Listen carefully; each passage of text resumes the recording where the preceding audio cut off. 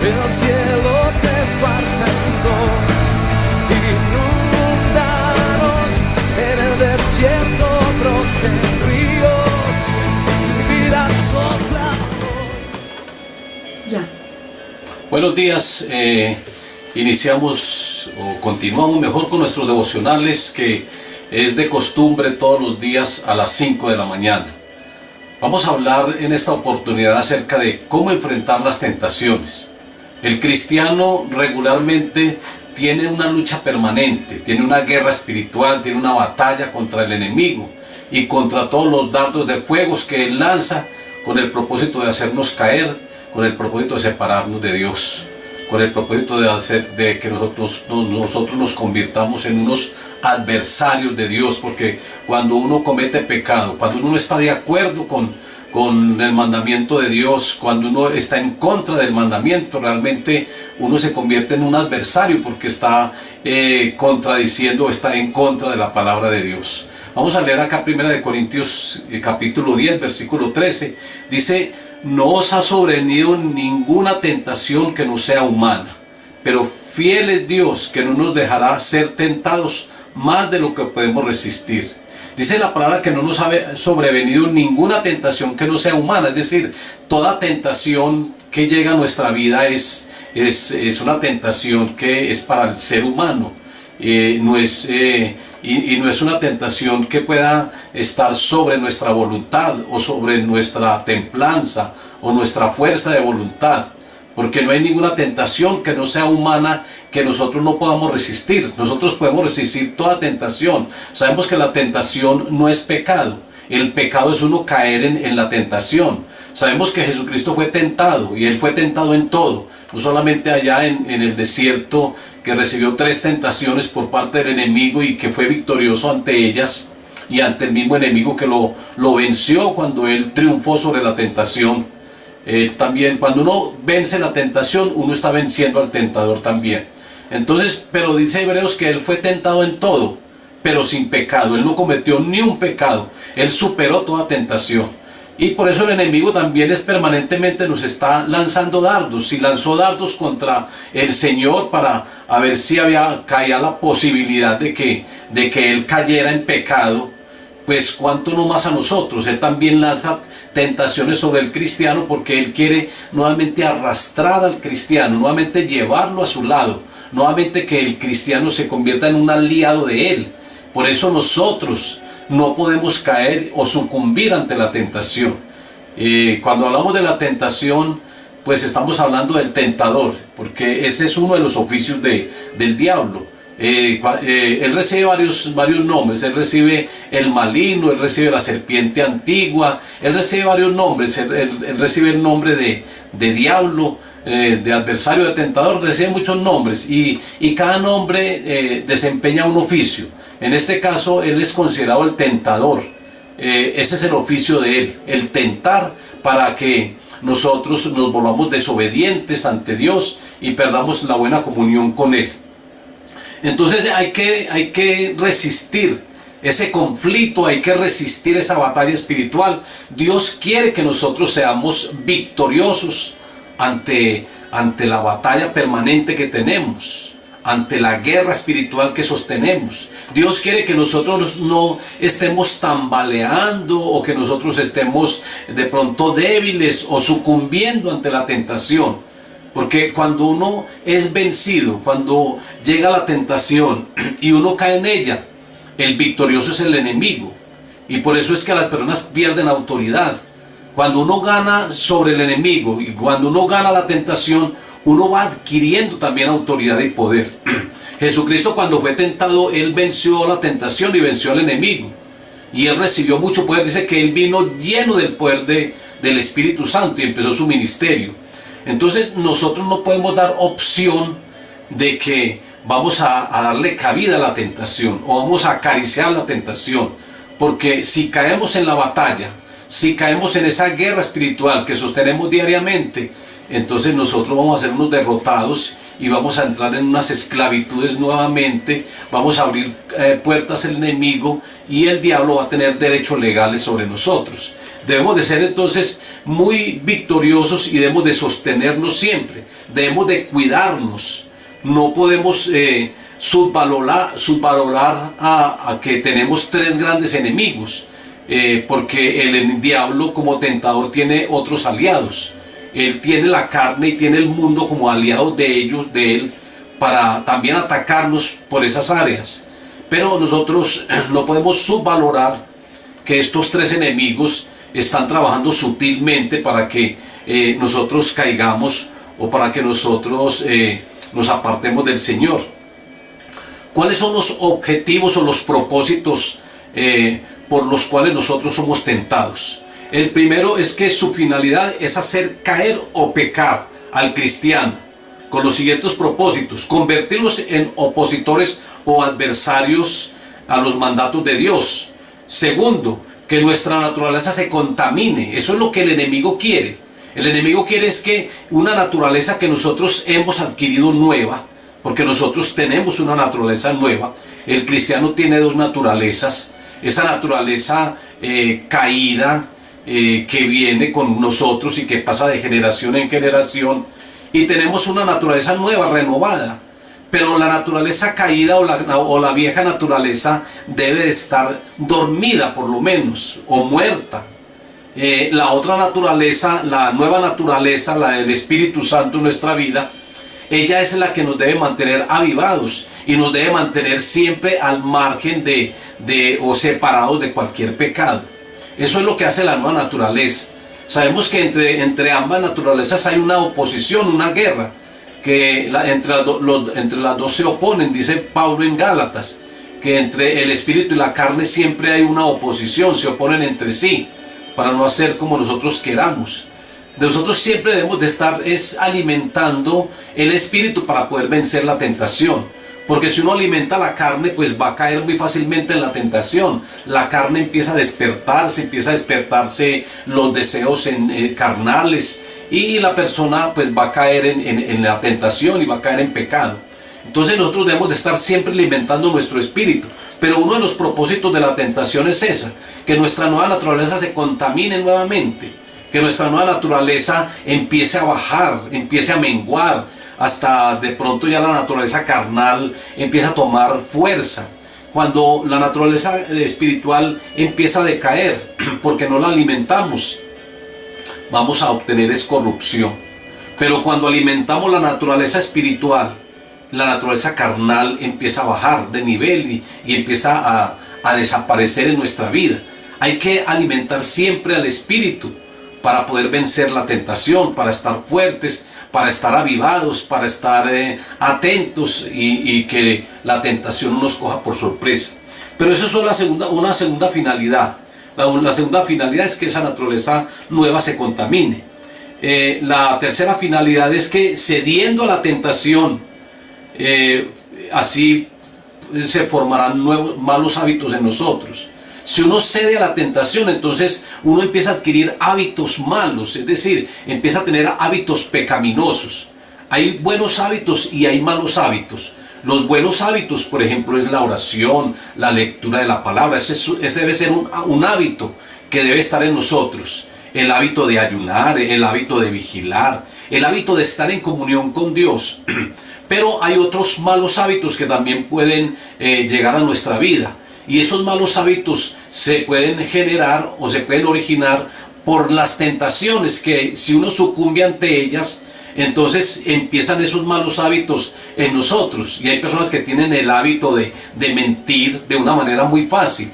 O hay personas que tienen el hábito de robar y ya lo hacen sin temor de Dios, porque se va formando un hábito en la persona. O tienen el hábito de estar fornicando y lo hacen con mucha regularidad, porque se convierte en un hábito en la persona. Entonces la tentación es como formar esos hábitos. Es uno de los propósitos, formar en nosotros esos hábitos para que nosotros estemos en esclavitud, para que nosotros estemos sometidos, para que nosotros se generen unas fortalezas que después nos va a costar o se nos va a dificultar vencer. Entonces esa sería como la tercera o el cuarto propósito de la tentación. Es formar malos hábitos o ataduras para hacernos esclavos de ella. hay otro objetivo, otro propósito de la tentación, y es hacernos perder la comunión con Dios. Es que cuando uno comete pecado, realmente la comunión con Dios se deteriora. La comunión con Dios no es la misma. La comunión con Dios, hermanos, la comunión con Dios empieza a faltar. Ya no tenemos tanta comunión con Él, porque es que el pecado forma un gran abismo entre Dios y nosotros. El pecado forma una interrupción en una buena relación que teníamos con el Señor. Entonces se forma un abismo, se forma una interrupción en la buena comunión que teníamos con Dios. Y ese es otro de los propósitos o de los objetivos de la tentación. Es que si nosotros caemos en ella, pues vamos a perder la buena comunión con Dios. Por tal motivo debemos de estar alertas y preparados en todo momento. Jesucristo dice: velad y orad para que no caigas en tentación. A la verdad, el espíritu está dispuesto, pero la carne es débil. Entonces hay que estar vigilantes, hay que estar preparados, hay que estar alertas ante la tentación para contrarrestar todo ataque del enemigo y permanecer en victoria, para que el enemigo no tome ventaja. Y nosotros debemos de ser victoriosos, nosotros debemos de ser guerreros, nosotros debemos de ser personas que seamos valientes, no cobardes, porque es que yo digo que el que cae en la tentación, eso es un acto de cobardía. O es mejor uno huir de la tentación, para no caer en el pecado. ¿Qué le pasó a José? José, cuando estaba en Egipto, José la iba muy bien con Potifar. Él halló gracia ante Potifar, y Potifar le concedió muchos privilegios. Pero la mujer de Potifar, ella se enamoró de José porque era de hermoso parecer, joven, y ella quería tener relaciones con José. Y entonces cuando llegó a cogerlo y cuando llegó a desvestirlo, José lo que hizo fue correr, huir. Es mejor huir que no estar uno ahí y ante la tentación, ante las caricias, caer en pecado, porque es que para caer en pecado es todo un proceso. Primero llega la tentación, y con la tentación las caricias y las cosas. Entonces, ¿qué hizo José? José más bien huyó por la vida. Huye por tu vida. Es mejor huir. Él huyó, y la mujer pues ya empezó a gritar y a decir que él la iba a violar, y a José lo encarcelaron, y ya sabemos el resto. Pero lo importante es uno más bien huir, que uno permanecer ahí recibiendo la tentación, acariciar la tentación, porque el que juega con candela se quema. Entonces hay que huir de toda tentación. Por tal motivo, entonces hay que estar alertas, hay que estar preparados, contrarrestando todo ataque del diablo. Recuerde lo que dice Efesios, que el enemigo está lanzando dardos de fuego, pero nosotros debemos tener el escudo de la fe para apagar todos los dardos de fuego del maligno. O como lo dice Pedro dice que el diablo está como león rugiente buscando a quien devorar. Entonces, si una persona cae en pecado, si la persona recibe la tentación y cae en pecado, pues el enemigo se lo va a devorar. El enemigo va a acabar con esa vida.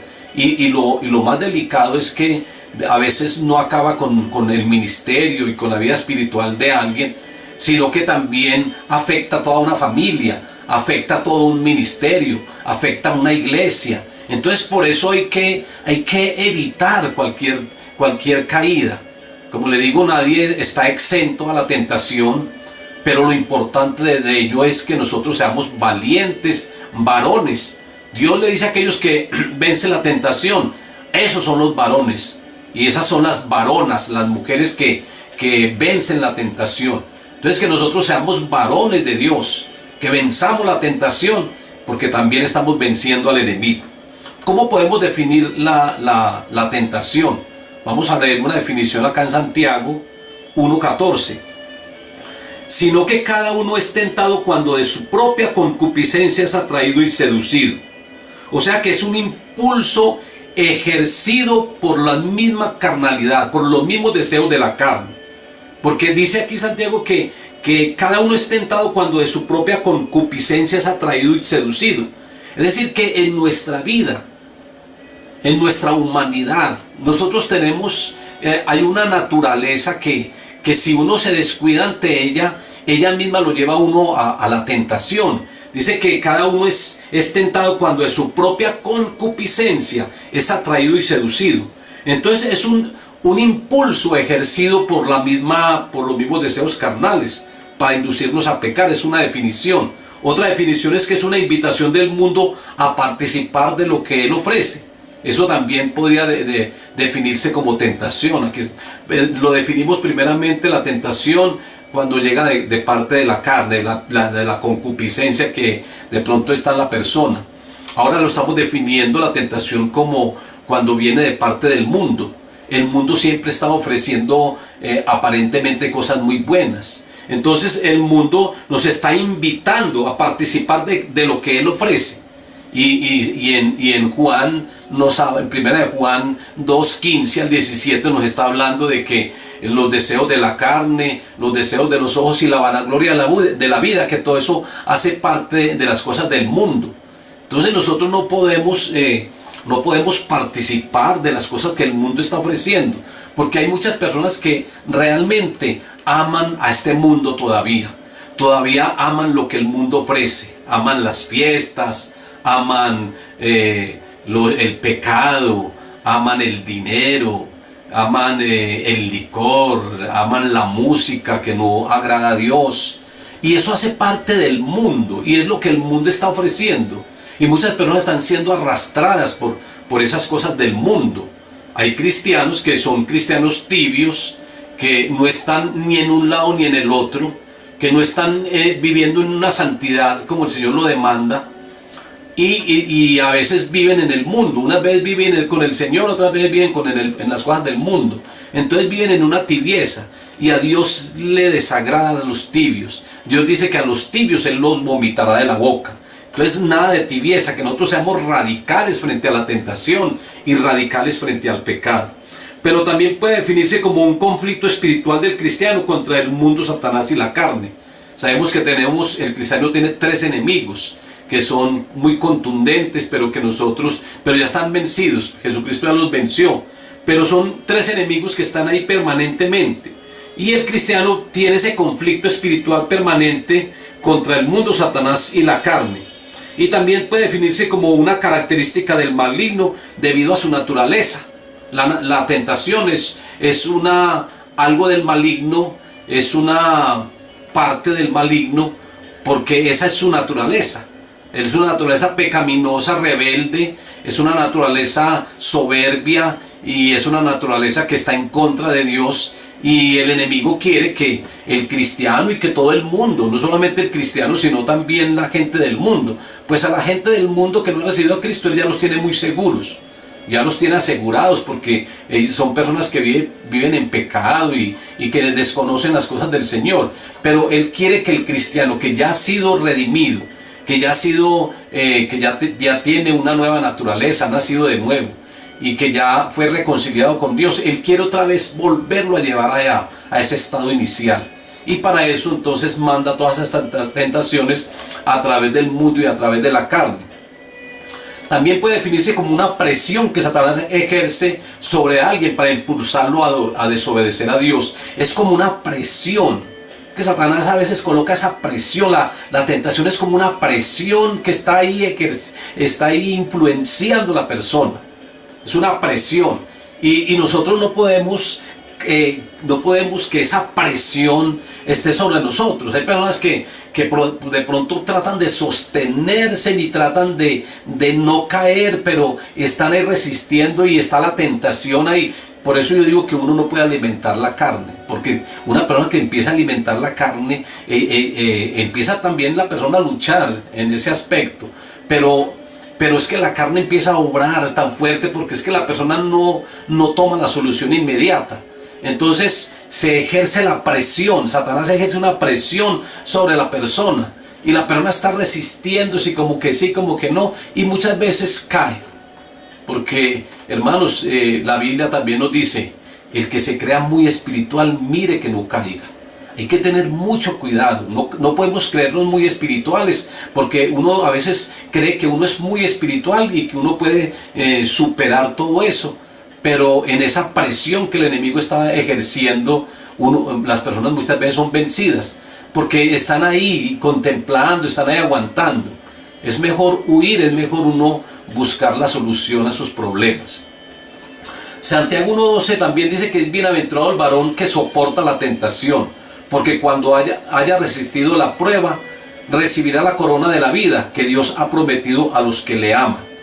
Entonces el libro de Santiago nos está mostrando cómo la tentación es un dardo lanzado por el tentador. Y está hablando del varón que soporta esa tentación. Y está hablando acerca de una bienaventuranza.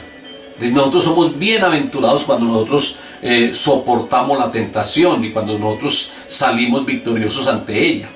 Entonces nos está mostrando cómo la tentación es un dardo lanzado por el tentador para incitar a lo malo. A la vez se convierte en una prueba o en un examen de fe permitida por Dios para evaluar al creyente. Y no porque Dios no sepa cuáles son las posibilidades de una persona caer. Dios no es que nos desconozca a nosotros, sino que Dios permite la tentación como una prueba y lo permite es para que nosotros nos examinemos realmente y nos demos cuenta realmente cómo estamos. Entonces la tentación tiene esas dos direcciones. Tiene una dirección que es que viene del maligno para hacernos perder la comunión con Dios, pero tiene la otra dirección que es permitida por Dios como prueba. Y yo digo que ahí es donde está lo importante de la tentación, como una prueba para que nosotros la soportemos, y cuando hayamos soportado la tentación, el Señor nos entrega la corona de la vida. Entonces es muy importante, porque entonces se convierte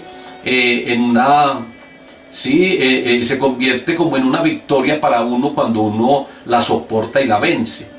Y ya el creyente, como les dije anteriormente, empezamos a tener autoridad sobre el tentador, porque al vencer la tentación lo estamos derrotando a él. Entonces vamos adquiriendo un poder sobre el mismo enemigo.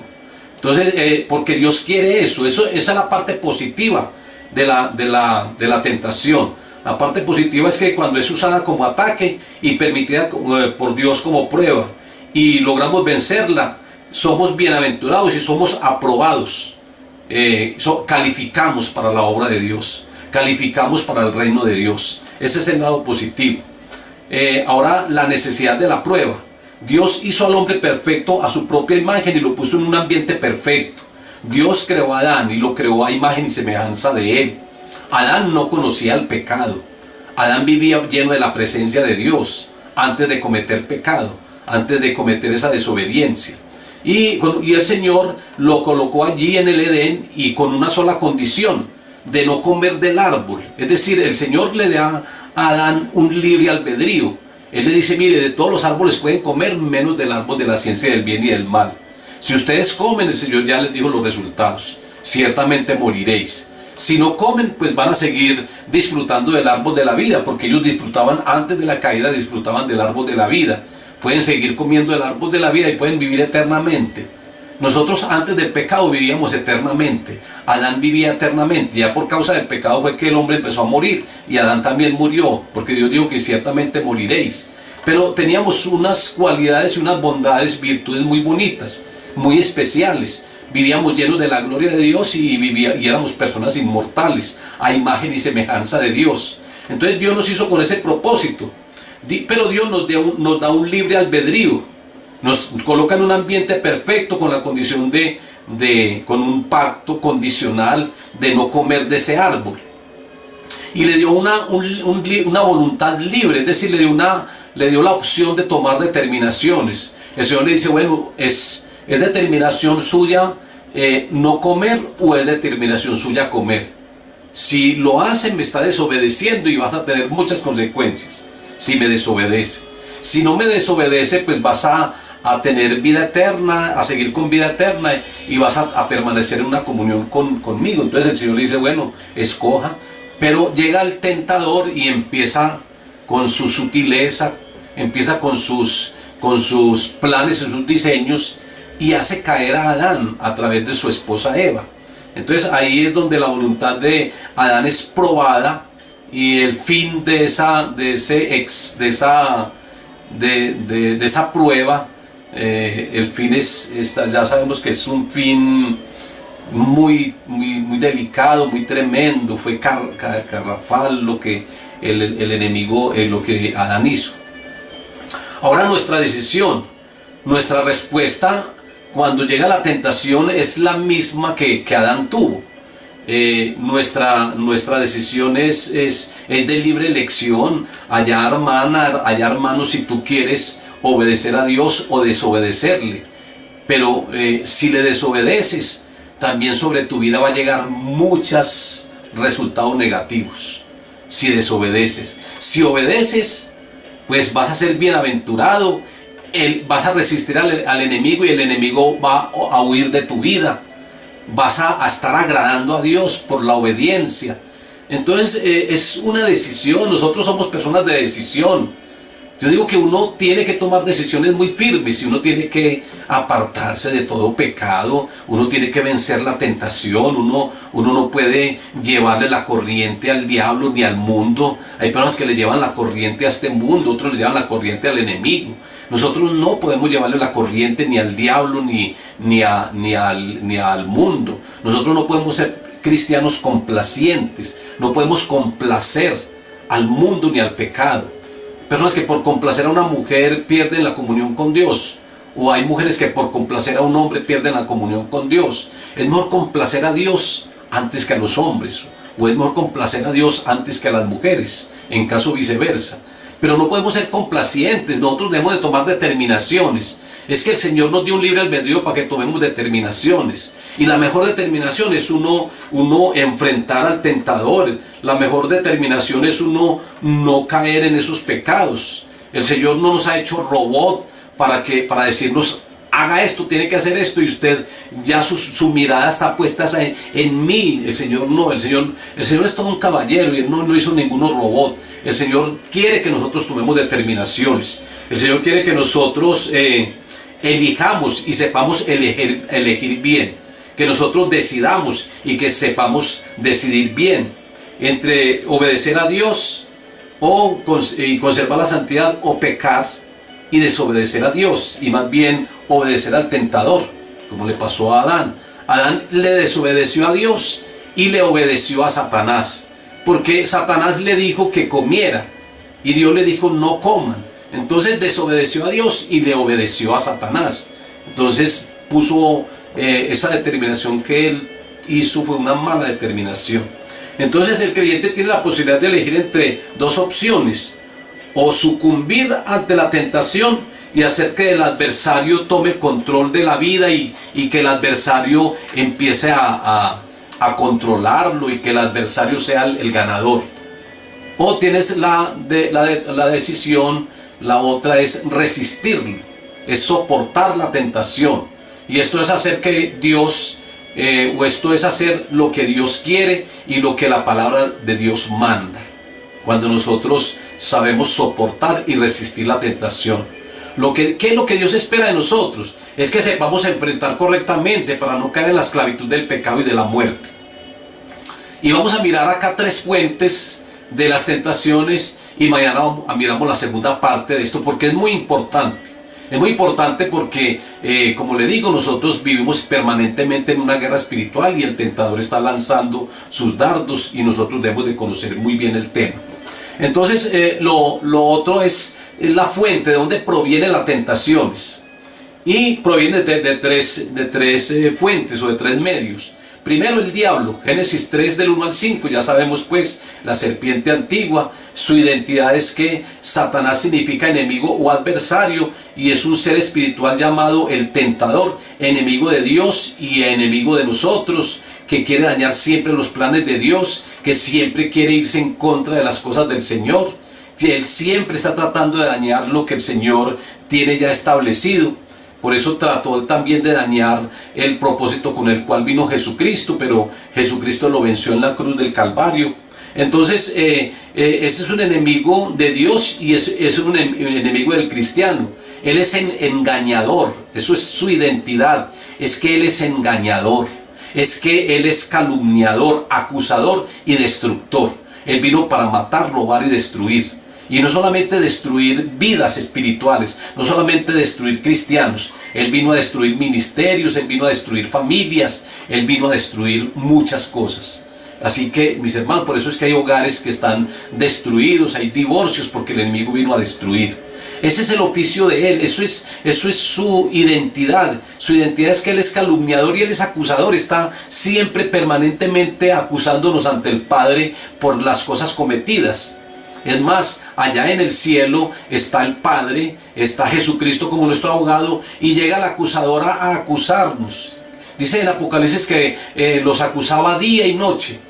Pero tenemos a un abogado que es Cristo, el cual pagó por nosotros y el cual está siempre abogando y defendiéndonos de todo. Ahora, ¿cuál es el trabajo del diablo o del tentador? Su trabajo: actúa como agente del mal.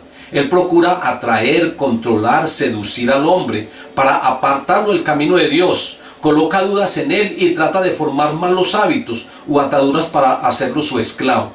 Ese es su trabajo. Su trabajo es controlar. Por eso muchas personas necesitan liberación, porque están controladas por el enemigo. Tienen controlada la mente, tienen controlada la voluntad y necesitan entonces ser libres de eso. Jesucristo nos hizo libres. Él nos libertó y nos desató la voluntad para nosotros tomar determinaciones. Él desató nuestra mente para que nosotros con nuestra mente también tomemos determinaciones y para que tengamos la mente de Cristo. Entonces, ese es el trabajo principal de Él, es seducir a la persona. Él trata de seducir a través de otra persona, trata de seducir. Una persona que venga con propósito de seducir al otro, de hacerlo caer, sea hombre o sea mujer, le está ayudando al enemigo a llevar sus planes, a llevar a cabo sus propósitos. Porque él quiere seducir siempre. Ese es su trabajo, seducir a la persona para apartarlo de los caminos del Señor, de colocarle dudas, como hizo con Adán y con Eva. Con que Dios dijo. Ese con que Dios es tratando de colocar una duda. Con que Dios les dijo eso. Dios es muy mentiroso. Dios sabe que si ustedes comen del árbol de la ciencia del bien y del mal, ustedes van a ser semejantes a Él. Mire que empieza a colocar esas dudas en la persona. Y ese es su trabajo, es colocar duda en la persona. Y hay personas que tienen dudas, tienen muchas dudas en cuanto a las cosas del Señor. Ahora su método o su táctica, su forma de trabajo es que Él tienta, Él acusa, Él desanima, Él devora, Él seduce, Él incita, Él busca hacernos sentir culpables y vencidos. Pero sabemos que es un ser que ya fue vencido también, ya fue derrotado. Entonces mire que el método de Él es ese, es desanimar a las personas. ¿Cuántas personas no están desanimadas en la vida cristiana? ¿Cuántas personas no se desaniman? ¿Cuántas personas no vuelven atrás? Pero ese no es la idea. Porque el enemigo está tratando de colocar desánimo, de seducir, de incitar. Él incita para que la persona cometa pecado. Él busca hacernos sentir culpables. Cuando alguien comete una falta, el enemigo está ahí, recalcándole: cometiste este pecado, ya perdiste la comunión con Dios, siga cometiéndolo. Y entonces trata de desanimar a las personas y trata de hacerles sentir culpable. Si de pronto tú te sientes culpable por algún pecado cometido, no se juzgue a ti mismo, ni se deje juzgar del enemigo. Usted tiene que decir: el Señor ya me perdonó, pero eso sí, tienes que arrepentirte y apartarte de todo pecado.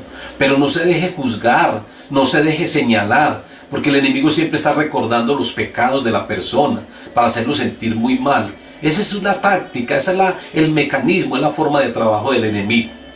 Ya dijimos que es un ser derrotado, que Cristo lo derrotó en la cruz del Calvario. Él fue vencido en la cruz. Jesucristo ya le pisó la cabeza y ya a través de la obra redentora Él también nos ha hecho libre a nosotros. Ahora miremos este segundo enemigo, que es la carne. Santiago 1:14 hablamos acerca de las concupiscencias que están en el ser de cada persona. Y en Gálatas 5:16 al 20 nos está hablando, o al 26, no, de Gálatas 5:16 como hasta el 18, está hablando acerca de las obras de la carne. Y hay una lista de obras de la carne, y las obras de la carne, yo digo que es para los cristianos. ¿Por qué para los cristianos? Porque es que la gente del mundo, pues ellos son personas naturales, personas que no han nacido de nuevo, que no tienen a un padre o no tienen a un Dios como su padre, no han nacido de nuevo, son personas naturales. Hay personas carnales y hay personas espirituales. El punto intermedio son los carnales, que no son ni personas naturales, porque ya recibieron al Señor en su corazón y ya le dio la potestad de ser hecho hijo de Dios, pero no son tampoco espirituales, porque viven en carnalidad. Eso es lo delicado. Yo por eso es que digo que la carnalidad es para el cristiano, no es para el mundano. El mundano ya está perdido y claro que él puede restaurarse, pues. Si él se arrepiente y tiene una conversión, pues él puede llegar a ser beneficiario de la obra redentora de Jesús y a tener salvación. Pero el diablo los tiene por ahí asegurados. Eso, lo que ellos cometen de adulterio y todas esas cosas, eso ya es como una práctica muy común en la vida de ellos. Pero hay cristianos que son carnales, y la Biblia nos está hablando en Gálatas 5:16, y sabemos que ese grupo de esas obras de la carne están divididas en tres, y están divididas acerca del mal carácter. Eso es carnalidad. Están hablando de los celos, contiendas, enemistades, pleitos y todas esas cosas. Están hablando de la parte sexual. Está hablando del adulterio, fornicación, herejía, no, ¿cómo se llama esto? Cuando hay muchas relaciones sexuales entre varias personas. Eso, bueno, no me acuerdo bien del término, pero eso también se está viendo, se ve mucho en la actualidad, donde hay intercambio de parejas y todo eso. Eso hace parte de las obras de la carne en el área sexual. Pero también las obras de la carne tienen que ver con la parte de la religión y del legalismo, las herejías y el legalismo. Eso es carnalidad. Entonces la carne, que es esa naturaleza caída en nosotros, porque recibe otros nombres, enseguida los vamos a mencionar, tiene como esa finalidad también de que la persona caiga. Es la naturaleza caída.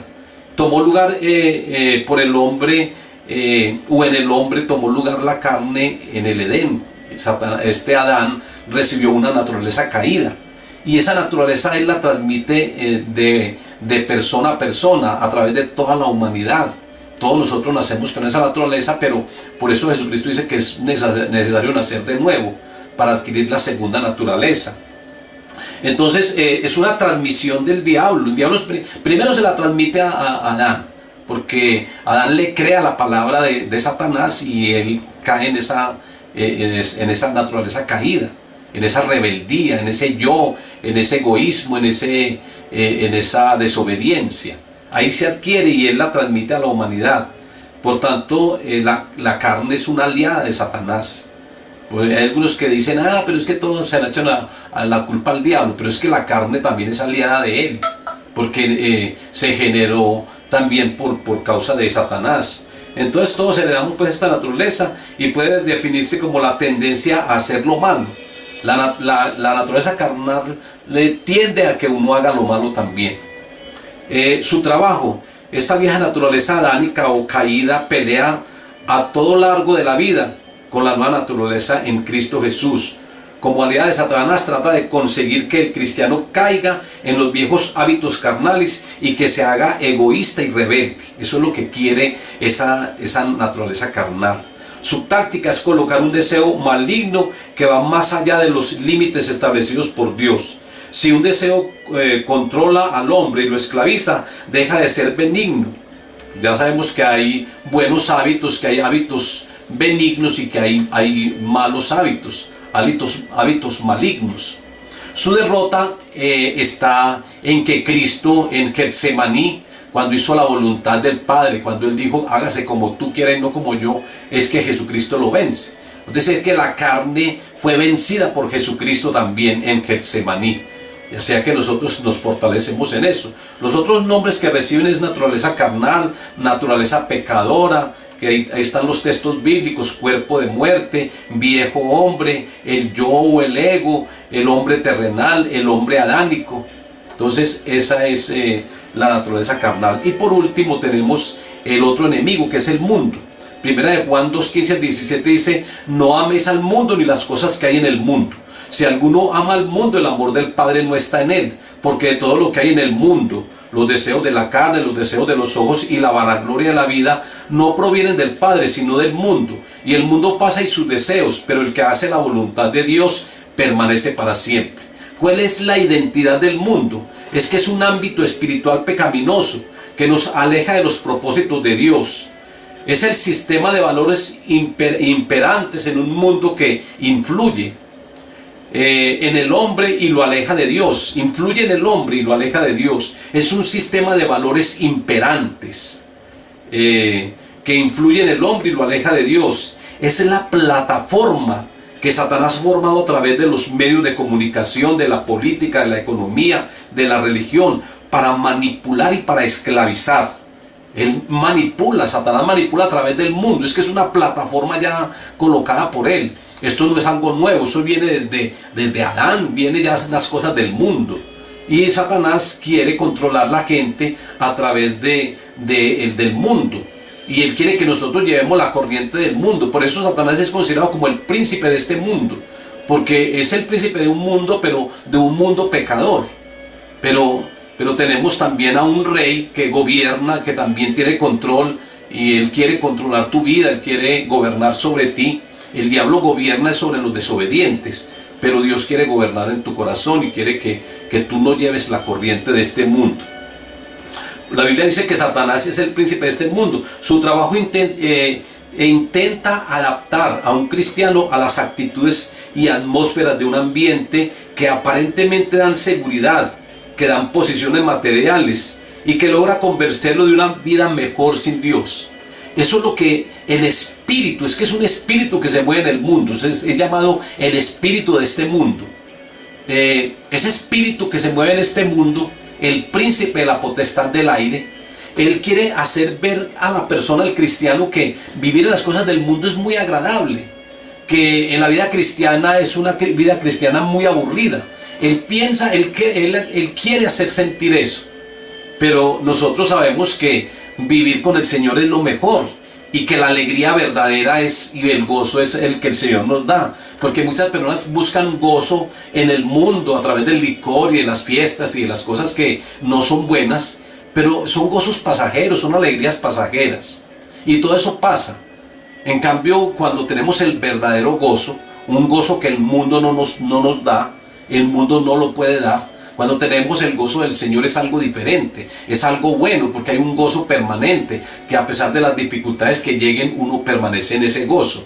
Entonces el trabajo es ese, es adaptar o intenta adaptar al cristiano a las actitudes de una atmósfera o de un ambiente que aparentemente es agradable, para apartarlo de Dios. Su táctica se muestra placentero, el mundo se muestra placentero. Ese es el camino ancho por donde muchos van. Es mejor tomar el camino estrecho, un camino de abnegación. El camino ancho es un camino de parranda, de fiestas, de mujeres, de juegos, de azar, de bailes, de licor, de adulterio, de fornicación. Eso es el mundo, el camino ancho. Y por ahí van muchas personas.